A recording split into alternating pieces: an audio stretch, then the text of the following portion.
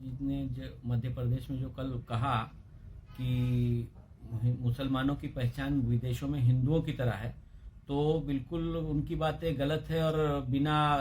बिना सर पैर की बात है। जिस तरह पिछले दिनों उन्होंने ये भी कहा कि मुसलमान जो हिंदुस्तान में पैदा होता है वो हिंदू होता है, तो इस तरह वो बिना सर पैर की बात करके लोगों के बीच में हिंदू मुसलमानों का तफरका फैलाना चाहते हैं और कोशिश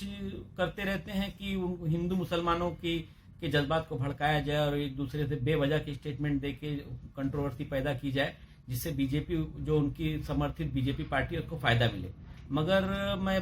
सबको बताना चाहता हूं कि ये वही मोहन भागवत है, वही आरएसएस है जो अंग्रेजों की दलाली करती थी और अंग्रेजों की दलाली करते से सीखा है उन्होंने किस तरह हिंदू मुसलमानों को बांटकर देश में सियासत की जाती है। उसी पैटर्न पे ये अपना काम कर रहे हैं। मगर मुझे अपने देश के अपने हिंदू भाइयों पर पूरा भरोसा है कि वो ऐसी आइडियोलॉजी को बिल्कुल फॉलो नहीं करेंगे और मेरे बहुत से साथी हिंदू हैं जो मुझे मानते हैं, मुझे इज्जत देते हैं, मैं भी उनको इज्जत देता हूँ। वो मुझे अपना दोस्त समझते हैं और अपने साथ हमेशा रखने की कोशिश करते हैं और हम लोग भी, और ये सिलसिला हमेशा इंशाल्लाह चलता रहेगा और देश के मुसलमानों को, भारत के मुसलमानों को इनकी मोहन भागवत जी के इनकी कोई